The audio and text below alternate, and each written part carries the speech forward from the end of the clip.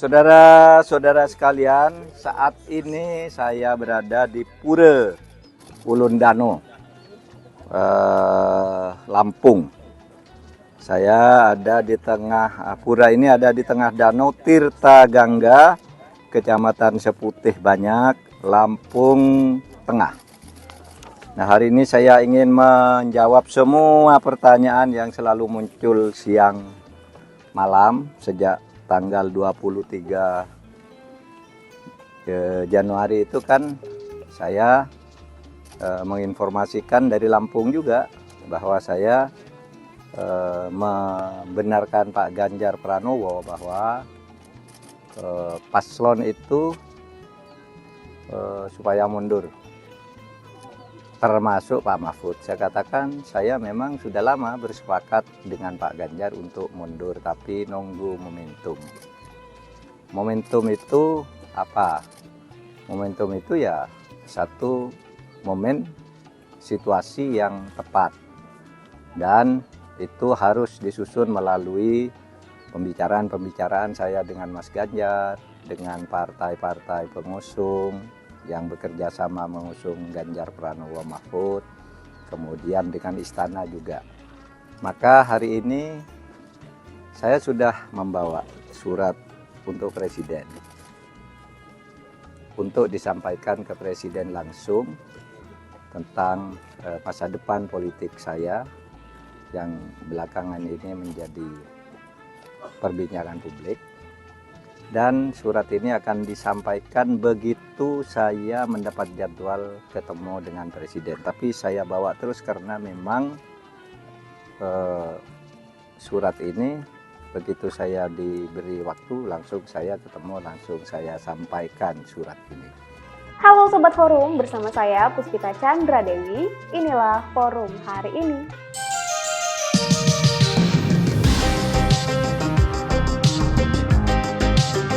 Sebelum kita masuk ke beritanya, jangan lupa like, subscribe, komen, dan nyalakan loncengnya. Sekarang, yuk kita ke beritanya. Berita pertama, Mahfud MD memutuskan untuk mundur dari jabatan Menteri Koordinator Bidang Politik, Hukum, dan Keamanan Menko Polhukam Republik Indonesia. Mahfud di Lampung Tengah pada Rabu 31 Januari 2024 menyinggung pernyataan calon presiden nomor urut 3 Ganjar Pranowo yang menyebut bahwa pasangan calon itu sebaiknya mundur dari jabatannya, termasuk dirinya. Ia mengatakan bahwa memang sudah lama dirinya bersepakat dengan Ganjar Pranowo untuk mundur dari jabatannya, tetapi ia menunggu momentum yang tepat. Sembari memperlihatkan surat pengunduran dirinya, Mahfud MD mengatakan bahwa ia akan segera memberikan surat tersebut kepada Presiden Joko Widodo jika ada waktunya bertemu. Mahfud mengaku mundur karena tidak ingin mencampur adukan jabatannya dengan pencalonannya sebagai calon wakil presiden 2024 mendampingi Ganjar Pranowo. Berita berikutnya, Ketua BEM UI nonaktif Melki Sedek Huang diputus terbukti bersalah melakukan kekerasan seksual. Pihak Universitas Indonesia memberikan hukuman administratif berupa skors akademik selama 1 semester. Putusan tersebut berdasarkan SK 2024 nomor 49 tentang penetapan sanksi administratif terhadap pelaku kekerasan seksual atas nama Melki Sedek Huang. SK itu ditandatangani langsung oleh Rektor UI Ari Kunchoro dan telah dikonfirmasi terkait SK yang telah beredar oleh Humas Universitas Indonesia, Amelita. Dalam dokumen SK tertulis bahwa Melki Sedek Huang terbukti melakukan kekerasan seksual berdasarkan pemeriksaan sejumlah alat bukti dan keterangan saksi. Satgas PPKS UI pun memberikan rekomendasi sanksi berupa sanksi administratif. Pihak Rektor UI pun memberikan persetujuan terhadap rekomendasi yang diberikan oleh Satgas PPKS UI. Melki Sedek Huang akhirnya diberikan sanksi skor 1 semester. Melki dilarang mengontak korban dalam bentuk apapun dan dilarang berada di lingkungan kampus. Tidak hanya itu, Melki juga diwajibkan untuk melakukan konseling selama menjalani skorsing dan diminta untuk hadir di sesi konseling tentang kekerasan seksual. Berita berikutnya, Menteri Badan Usaha Milik Negara (BUMN) Erick Thohir membeberkan alasan mengapa dirinya secara terang-terangan memberikan dukungan kepada pasangan Capres-Cawapres nomor urut 2 Prabowo Subianto Gibran Raka Buming Raka dalam Pilpres 2024. Erick mengungkapkan hal tersebut setelah peresmian Bali Beach Convention dan groundbreaking Alster Lake Clinic di KEK Sanur, Denpasar, Bali pada Selasa 30 Januari 2024. Erick menjelaskan hal itu bermula setelah Pilpres 2019. Di saat Jokowi dan Prabowo bersatu hingga akhirnya bersama-sama mengatasi pandemi COVID-19 yang melanda Indonesia. Diketahui, Jokowi dan Prabowo sempat bersaing dalam Pilpres 2019.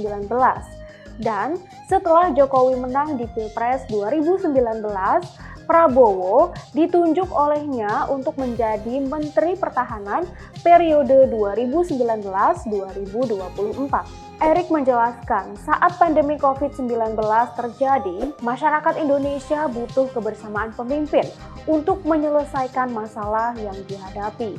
Dan Erick juga menilai bahwa Jokowi dan Prabowo menunjukkan kebersamaan pemimpin dalam mengatasi masalah dengan baik. Erick mengatakan tingkat kepercayaan masyarakat kepada Presiden Jokowi masih 77 hingga 80%. Dan menurut Erick, berdasarkan fakta, tidak ada pemimpin dunia yang memiliki rating atau peringkat seperti itu.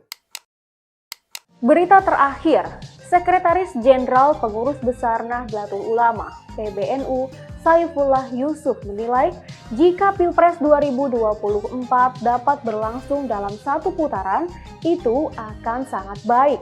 Hal itu diungkapkan oleh Saifullah Yusuf atau Gus Ipul di Yogyakarta pada Rabu 31 Januari 2024. Menurut Gus Ipul, wacana Pilpres 2024 satu putaran juga akan menghemat anggaran.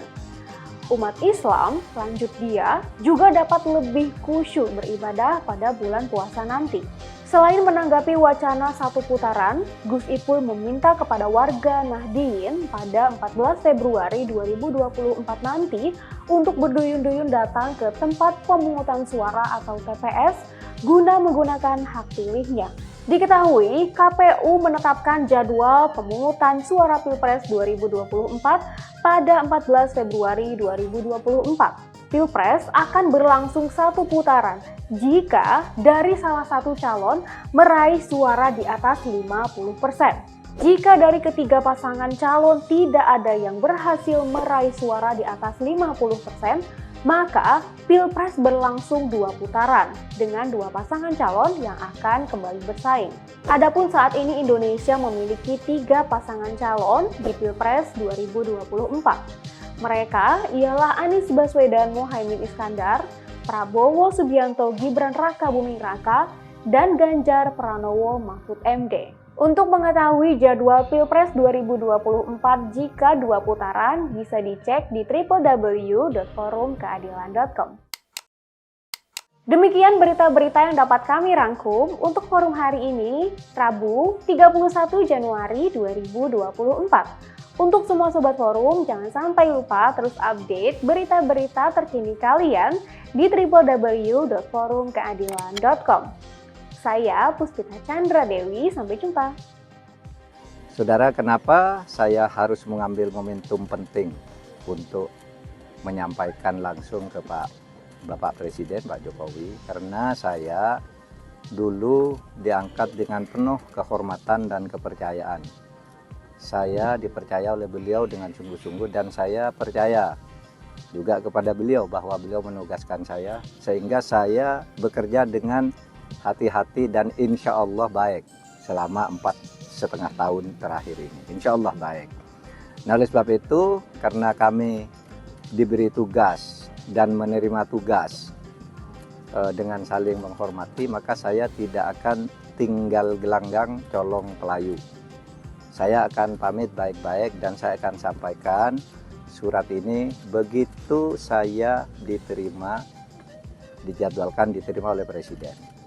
Presiden ada di luar Jakarta sampai Kamis, saya juga baru akan pulang ke Jakarta Kamis. Mudah-mudahan secepat kami tiba di Jakarta, secepat pula kami bisa bertemu. Nah, kenapa kami sekali lagi harus atau bersikap tidak boleh tinggal gelanggang colong pelayu, yaitu tadi karena etika. Etika itu adalah ekspresi dari moral. Etika itu adalah ekspresi dari kejujuran. Etika itu ekspresi dari penghayatan keagamaan dan kesantunan budaya.